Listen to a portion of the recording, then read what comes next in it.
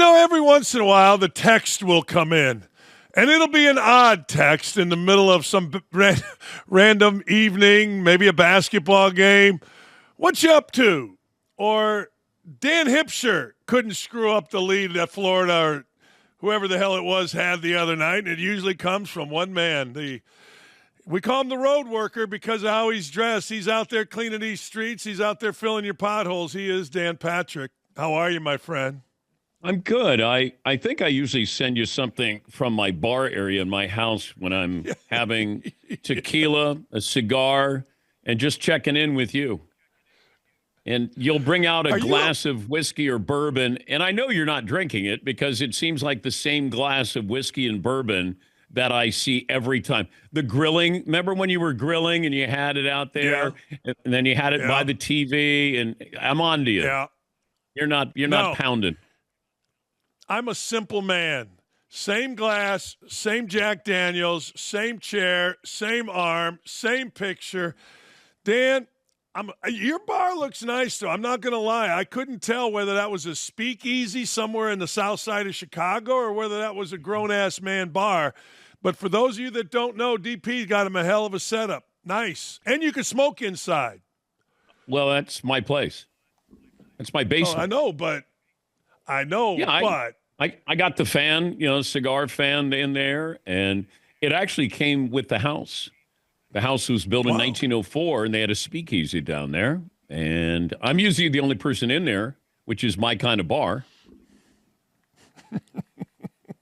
You know what it's like to not have friends, so. Oh, I've lived my entire life. I walk around the street, be a friend of mine, will you? And then they are, and I'm like, yeah, we're good. I don't need it. Hey, Final Four time, big dog. I'm going to give you my thing. Tell me your thing. I don't care about the upset. Stephen A. Smith said the sport's going to die, no upset. I don't really care about that. The games were routes, though, and I coached at Bowling Green. You went to Dayton. You can't compete if you don't have seniors. If your best players are leaving after their sophomore, you can compete like Akron did, be great in your league. I didn't like the first round, so many routes, DP. I didn't care about the upsets as much as how the games went. What was your thought early in the tournament? Well, I think that the Blue Bloods are stealing the mid-majors' ability to be a Cinderella. They're already swooping in, getting these players, and they smartly go after a couple of big-time freshmen, and then you fill up that roster. Because chances are the guy that you get from Oakland or, Detroit Mercy, they might stay for a couple of years, so you get a little bit more continuity where the one-and-doners, then you got to replenish those guys. And I think what you see with Houston and Florida, Alabama, Auburn, they've gotten guys who are maybe not blue chips, but they stay. And you got juniors and seniors playing in the tournament. Now, granted, they might be 24 or 23, but there's nobody said you have to, it's not like a ride at Disney where you have to be this high. It's not, hey, you can only be 24 or less to play, March Madness. I saw an interview with Vernon Maxwell, crazy-ass Vernon Maxwell, who, by the way, I dropped 23 on in the Hoosier Classic, right on his head. Anyway, he said there has to be an age limit. And I'm like, there used to be an age limit. Foreigners used to have age limit. We got no age limit. Stephen A. Smith said this is going to be the death of college basketball. You buying it's that dramatic? No. Not either. I mean, I trust the people who watch basketball and comment on basketball all the time. Not these, analyst hosts who come in and take a victory lap at the end of March Madness. Or they get to March Madness, they want to tell us the state of college basketball. I think March Madness, they're talking about expanding. Now, maybe their expansion, of course, is more money. Maybe expansion leads to more madness, more upsets, maybe. But for a sport that's dying or an event that's dying, they're adding to it, not subtracting to it. How would you equate success in the NCAA basketball? Like, the ratings are up. Does that equal success in your mind? I don't know if people look at this Final Four and go, this has been a great Final Four. But when we get to the Final Four, don't we want the best teams to play for a championship? That's right. So A success from the basketball purist, yes. I think this is a success. I would like to see some closer games, but I think this year, these 4 teams, they all were ranked number 1 at one point. They have been the 4 best teams. We shouldn't be surprised. It's just we didn't want to buy into those are the final 4 and then there's part of you that's wishful rooting. You're like, I can't root for Houston. They're so boring. Or I hate Florida. I'm a Bulldog, or nobody roots for Duke. I mean, right. we kind of do that to ourselves. You fill out your bracket and you got a bias, but I just watch it. I just, let everybody else try to tell me if it's good or bad in their binoculars. But with me, I just enjoy watching it. There's some highly, highly skilled teams. These Final 4 teams. Now, Houston plays great defense, okay? Say what you want about Kelvin Sampson, but Florida's a good team. Duke is a really good team. And Auburn, Bruce has done a great job with them again. Cooper Flagg, the most likable white Duke player ever. Wow. Danny Ferry might have been well-liked, I guess. Maybe. Seems like we always hate the white Duke guy, right? We always hate him. Woj was hitting the floor. Oh, yeah. J.J. Redick was too. You know what I mean? Yeah. But, when Woj would slap the floor, come on. Would that ever intimidate you if you're dribbling the ball up the floor and all you go, holy shit, he slapped the floor? I'd be like, what are you doing? What do you do? If he slapped the floor, I'd want to blow right by him. I told him one time, I was like, you slap the floor on me, I'm going to score on you. Damn right. Just on general principle. Yes. Just on general principle, I'm scoring on your ass. I'm scoring on you. I can't imagine that you'd be guarding somebody and you slap the floor. But that wouldn't have gone on at Indiana when you were there. You're not slapping the floor, right? No, but I tell you what, first time I ever brought the ball up the court, I never played guard in my life. I'm bringing it up against Dirk freaking Minifield. If you remember Dirk freaking Minifield in Rupp in front of 25,000 people. And I don't know about slapping the floor, but I about crapped myself. I ain't going to lie. First time I ever did DP. Hey, speaking of Indiana, you always ask me about Bob Knight. I was watching something on you, and I don't know how long ago this was. I think it was when Coach died.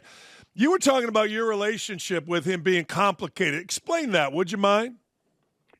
Well, when I did the 11 o'clock Sports Center, Oberman, who was my co-host, would always have things to say about Bob Knight.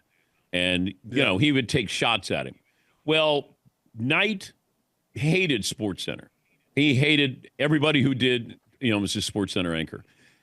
And we tried to get him on my radio show, and he was like, he wasn't doing it. Jay Billis goes out there, and Bob says to Jay, who knows basketball up there? And Billis goes, Dan Patrick does. He goes, have him call my office. So Billis comes back, and he says, hey, Bob Knight wants you to call his office. I said, yeah, right. He goes, no, I'm serious. I said, Jay. He goes, no, I told him that you knew basketball. So call his office. He said he wanted to come on the show. Comes on the show. I surprise him with Bo Schembechler. Well, he's on the verge of tears that we've done this for him. Next time he comes on, we have Tony La Russa on. We surprise him. After that, he would wear my Dan Patrick Show sweatshirt. He came on all the time. He called me from a fishing trip when I was leaving ESPN, and it just changed with one comment from Jay Billis because, and I told him about Don Donaher at Dayton, and he had great respect for Coach Donaher, and so I never would have thought that I would have had a relationship with him, and I had a relationship with him. I can truly say that. He hated you guys. When I say hated, like after games, we'd go in our little room off of Assembly Hall, and you and Oberman would be on, and Oberman would just be a jackass. In our view, maybe not in your view, maybe not in Keith's view, but in our view, he would just say some dumb shit. And we were pretty good, I think, when you guys were really rolling with SportsCenter. I remember he threw a freaking remote, shattered it. Probably told you about it. I don't know. I don't think he ever disliked you because of I worked with Don, Coach Don here at Indiana for the year he was working with us and became pretty close to him. And I thought he knew you went to Dayton, but I mean, he hated Oberman, hated him, Dan. I mean, here's a remote, whap, right at the damn, There was one moment, there was a highlight where Bob pushes his son or grabs his son, and Keith's comment over the highlight was, "At home with the Knights," and that was during the highlight. And I'm thinking, oh, boy. I always felt bad for the remote guys going out to do an Indiana game because they probably got their asses chewed, I'm guessing, because of something that was said on SportsCenter. Oh, I remember that, and I kicked him. He kicked his son. Even the crowd booed him. He kicked him, and all that stuff. And then I do remember that might have been the actual throwing man. Remote, yeah. That might have been. You prove a point that I've tried to tell people. I don't want to make this about Bob Knight, but a final point for me. People always say how complicated he was. He really wasn't.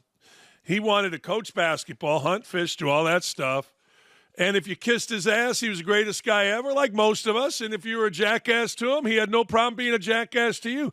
That's kind of uncomplicated. I was with him 16 years, damn near every day, and that's kind of how I described him, right? I mean, he's like most people. That's kind of, you want to do your job, love your family, do your hobbies. Somebody's nice to you, great. Somebody's a dick to you, screw him. That's it. Yeah. There's quite a few coaches, though, that, John Thompson, it wasn't complicated. I never got in an inner circle.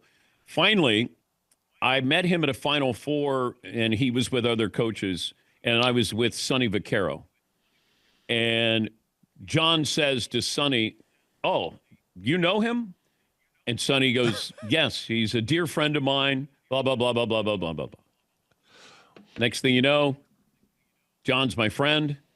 I see John in D.C. at a radio station, and he says, "Hey, would you come in and do my show?" And I'm like, sure. I didn't change, but their kind of willingness to let people in changed a little bit. Coach K let me in early. Who else? Boeheim, he always had fun, but he let me in. Only because his wife liked the show. And then he would be like, I'm coming on. Yeah, my wife likes you. I don't know what she sees in you. And I'll be like, I don't care that's either. Him. Yeah. Patino, good. Calipari, very good relationship with him. So, do you have a bad relationship with anybody? Like, I don't feel you to have bad relationships with anybody. I've had moments in the relationship that weren't good. Sure. Alex Rodriguez, that wasn't good. Lawrence Taylor had a moment that wasn't good. But for I try to treat you fairly. That's all. I've been critical of Calipari. I don't think anybody's had more talent and done less with more talent in the last 20 years of coaching. But I do enjoy talking to him. He's a great recruiter. Did a wonderful job at Arkansas. But you still have to do your job. And I remember a baseball player saying, "God damn, can you ease up?" And I go, "God damn, get a hit." Because I can only say what I see. I can't go, you know what? He's, Rafael Devers, and he's struck out 15 times at 18 at-bats. Hey, he didn't strike out the other 3. Damn, and he's a good guy. Yeah. Good guy. I had to put the ban on Mike Woodson on my show because he was eating on my show. You got to respect the show. If you don't respect the show, I can't respect you. Respect the show. You know what I mean? That's just the way it is. You got to respect the show, DP. My opinion. Can't have you. I was interviewing an actor. Samuel L. Jackson. and he's eating nuts while I interview him in London. And it was like, yeah, if you got a problem with it, it's your problem, not mine. He just kept eating nuts while I'm interviewing him. And it sounded like he was eating nuts while I was talking to him. But I'm like, you know what? I don't want to piss off Samuel L. Jackson. So I'm like, all right, I'm gonna let you do that. Ron Artest, he was eating an apple on the show. It's not easy to eat an apple in a polite way or in a quiet way. He's just munching on it, Panda. Crazy. I interviewed Artest. He was in a hotel getting ready, and in the middle of the interview, he starts MFing somebody that bumped into him. Like, so he's talking, on the phone. Hey, motherfucker. I'm like, all right, man. Hey, couple of things. Are you into the turbo bat? Where you at with the tornado bat? Where you at with the bats? Torpedo. Torpedo, yeah. It feels, I don't think that they, like a corked bat, you're hiding something. I don't think they were hiding this in a briefcase and then bringing it to the plate and then opening up the briefcase. One of those violin cases where, the mobster's carrying a machine gun. They'll never see this. I'm guessing that they vetted this and maybe somebody, there's been modern technology throughout all the sports. And this is, Stan Mikita, he curved his hockey stick. Oh, my God. And then all of a sudden, if Bobby Orr does it, then now everybody gets to do it. And I think that's just modern technology. A guy said, hey, why don't we do this? The golf club, it evolved. Look, try to hit a golf ball with Jack Nicklaus's clubs, back in the 60s. Right. Like now, it's pretty easy to be a decent golfer. Back then, you had this, as a spot the size of a dime that you had to hit it on. But, we evolve. I'm okay with that.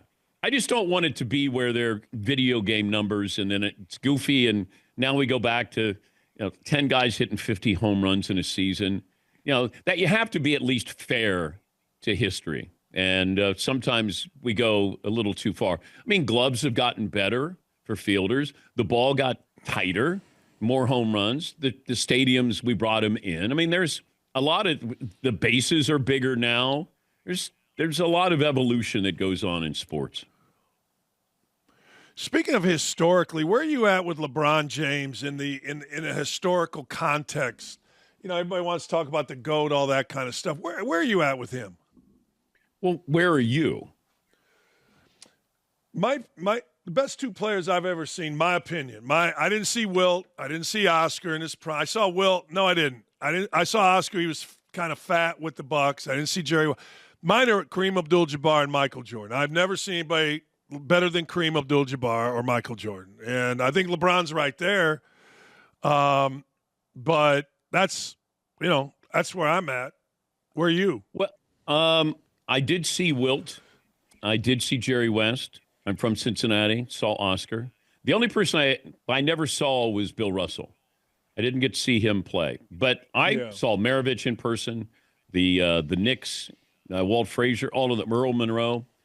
And I think Kareem might be as underrated as any player who's played the game.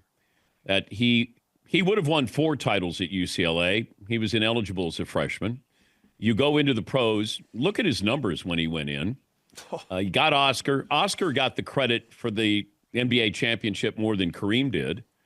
But, he goes to the Lakers. And granted, could he be aloof, distant, all of those things? He's not your typical, leader. But he was unstoppable. Like, truly, that sky hook was unstoppable.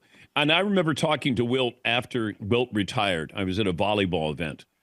And he thought he was going to block all of his shots.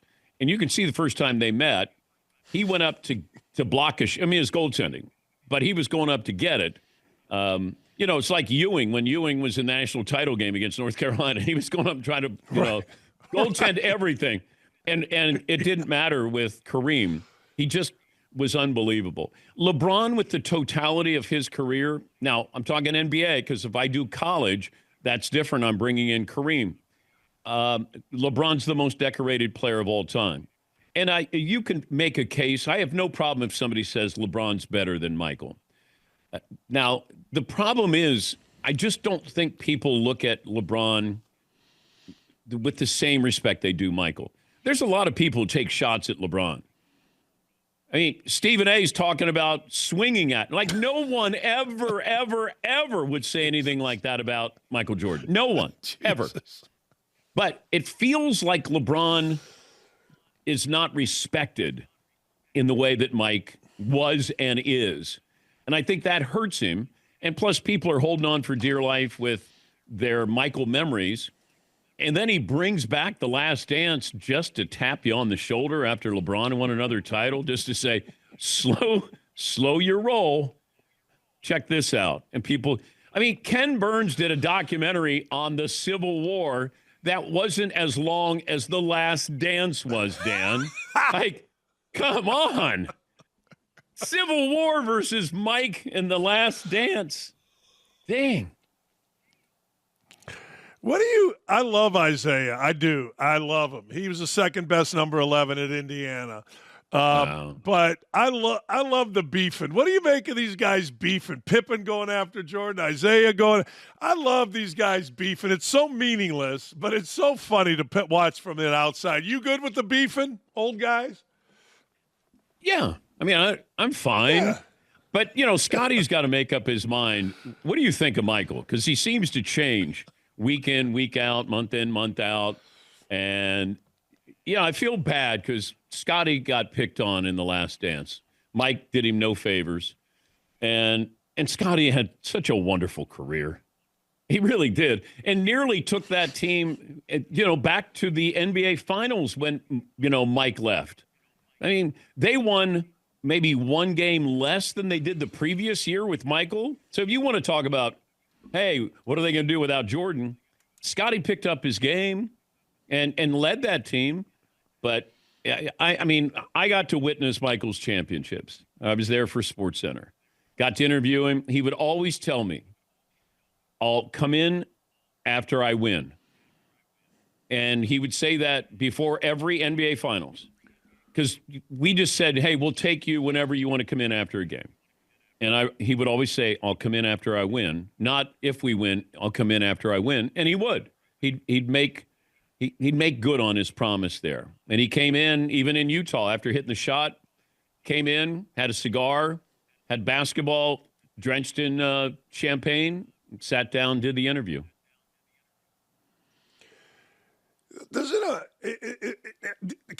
I was never around an NBA team for a year, but, my guy, I have friends that played with Michael, played against Michael. They always talk about he would smoke a cigar, drink a pot of coffee before every game on his way to the stadium.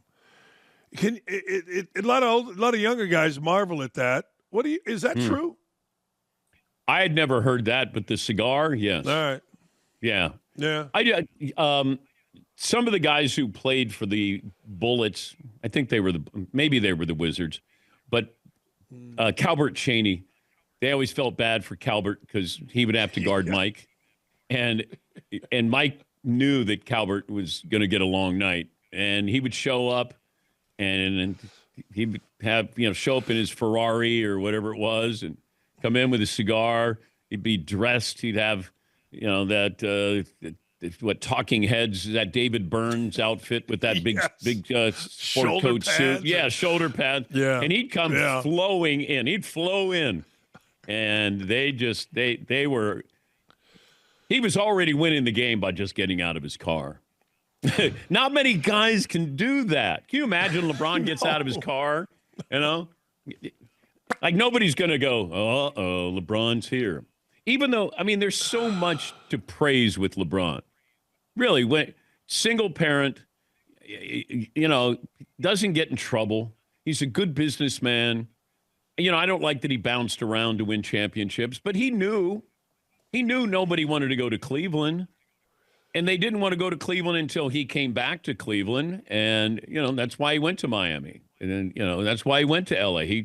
He wants to win titles, and he's in the fast pass lane. He's got a couple more, maybe one more year to try to, win another one here. Calbert Chaney, I coached him for 4 years, recruited him. He was so good. He was so, like, college player of the year good. And like you said, Mike made him sick. LeBron, I always loved. I went to his high school to recruit when I was at Bowling Green, and I always would talk to different. It was when he got suspended by the Ohio High School Association. He had a Hummer. He was driving, whatever. Everybody at that school loved him. Everybody, I'm talking about teachers, janitors, I'm talking about principals. They loved him, that kid. So I always got respect for that. I do. I always thought, you know what? He could be a jerk if he wanted to be, but beloved by people, Dan, that he didn't need. You know what I mean? He didn't need anybody, but beloved. And I always thought that was really cool. I talked to somebody a long time ago, and he said, and he's an NFL scout, and he said, anybody can be nice to the people they're supposed to be nice to. He goes, yeah. I always want to know, how are you with the equipment manager? Like all of those things. And, you know, he said, I have stories where we didn't draft somebody because of the person we found out that who they really were. You know, he said, if it comes down to talent versus talent, now you got to factor in the intangibles. And they made the right decision because the person they drafted became an all-pro and the other person did not. But, yeah, it's same thing. When I have Will Ferrell comes on the show or Adam Sandler comes on the show, I want to see how they interact with the guys who are leading them up to, you know, his seat, getting his microphone. That's when you know who somebody is. And those guys are two examples of nicest people. Keanu Reeves, one of the nicest people I've ever met. And he had every reason to be a diva. He came in, no entourage. He was 50. He looked 35. Could not have been nicer. Answered all of my stupid questions about Bill and Ted's Excellent Adventure and Johnny Utah. And he could not have been nice. That's when you get to see somebody and you go, that's who that person really is. Yeah. Yeah, you and Sandler are boys, aren't you? I mean, you go back with Sandler seems like arguably one of the great real dudes that's famous. Does that make sense? Yeah, but I think he wants to be that. But I've never seen him. He doesn't get dressed up. He's always got the same, sloppy clothes on. So last night, my daughter lives in New York City. She was walking along the West Side Highway with a friend, and there's basketball courts there. She FaceTimes me. She goes, Dad, hold on. Turns the camera around. It's Sandler playing a pickup game with nobodies, just guys. And so I watched him for 5 minutes, and then I texted him, and I said, hey, I was watching. I sent him a video, and I said, I'm watching you play basketball. And I said, that no-look pass, you can't pull that shit over on anybody. And he says, oh, the guy stuck out his foot. That would have been an assist. Like, he just wants to play. He truly just wants to play constantly. No matter every movie set that I was on, he would always make time to go play hoops. Always. Always. During shooting. How old is he? He's probably late 50s. 50s? Mid-late 50s. Yeah. I'm guessing. I don't think he's in his 60s. But no, he's a good guy. But he lived. I was told once you're in, you're in. And once you're in a movie, you're in a movie. And he kept coming. I've been in 20. I just did Happy Gilmore 2, so 21 movies. And they're all small roles. But he loves that he carves out, 2 or 3 minutes or a couple of scenes, whatever it is. He goes out of his way to carve out something. He gets a big kick out of it. That's pretty cool. Oh, that's really cool. That's freaking. Are you on your retirement tour? Are you like Jim Nance, going to go 11 years on retirement? Where are we at with the retirement tour? No, I got less than 3 years. Super Bowl in Atlanta. That's it. Ball game. How old will you be? 71. Is that right? When's the last time you played basketball? I shoot basketball. I just had my other shoulder cut on 6 weeks ago. Nice. But, yeah, I had my knee replaced. But look, these aren't excuses. Just saying, not excuses. No. Whatever happens, I've had happens. a knee. I've had a knee, a hip, and I think when I got my shoulder done, the doctor went to lunch. I don't think he did anything. You know what I mean? He's like, "Yeah, I'll open you up. I'll come back." Yeah. I go, "Doc, what the nothing." Oh no! Did you? All right. Do you have labrum? Labrum or? I had the whole. Yeah, I had labrum. Got some screws in there. What's the other thing? What's the other? Whatever the other thing is. I had all of it. Yeah, I asked him to put 89 to 95 in there with some movement. He didn't do it. I don't think he did it. I don't think he did anything. Wouldn't that be nice if you could say, "Hey, can you put Greg Maddux in my right shoulder, please? Can you give me a little Maddux there?" Yeah. I don't need Lee Majors. Just give me a little something, a little Mariano with some cut, a little something on the hands. You know what I mean? Just give me a little. Wouldn't that be great to have Mariano Rivera? Just one pitch. That's it. That's all you got. That's all you need. I got one pitch. I'm going to tell you it's coming. Here it is, and you still can't hit it. I mean, that's ultimate. You go out, and they know they're in trouble. Just enter Sandman, say goodnight. Yeah, we were talking about Kareem. Same thing with Kareem. I'm going to my left shoulder. I'm going to hook it. Good luck to you. Good night, everybody. Good luck. That's, Yeah. Hey, I'll let you. Hey, I got to get your prediction. Who wins this thing? Who you got? Who you got winning the first, and who you got winning the whole thing? Duke. I do too. UConn women. I do too. I'm rooting for UCLA women. We had Jaime Jaquez's family stayed at our house during the NCAA tournament when it was in Indy, and Gabby, his sister's now starting forward, so we like UCLA, but sure, I got to go with Duke. And DP, man, I love talking to you. I kept you way too long. I did. I always keep you long. What are you watching tonight? What's going on? What? The Crown? The Crown games? You watching have you been paying attention to the Crown? The tournament?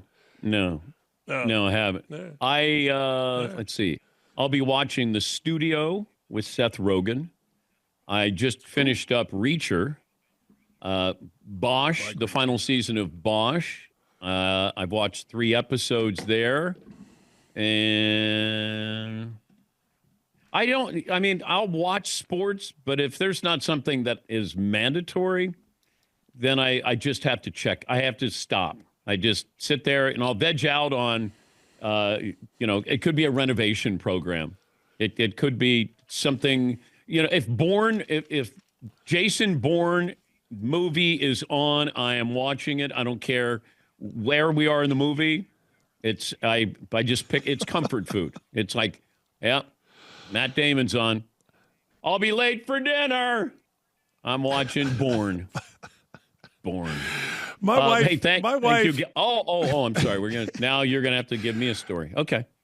No, I'm not giving you a story. All I know go is ahead. this.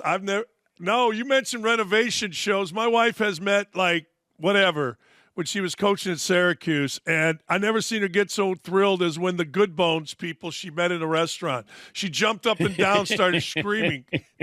I'm like, who is this? She goes, is Good this Bones. the wife who doesn't let you have fun and drink your whiskey?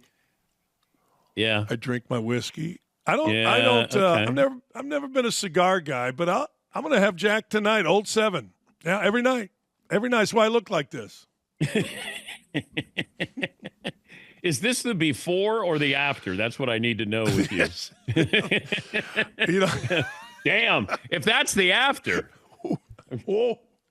Son, I saw the before. This might be the before, which is scary for your wife. No, I remember you had a little bit of hair running down the floor, backdoor cut at Indiana. Set a screen and pop. Yes. Protect the package and pop, baby. Protect it. Thanks for having me on again. All right, buddy. Thanks, man. Take care. Appreciate you. See you. There he goes. The great Dan Patrick. Yeah, so much fun.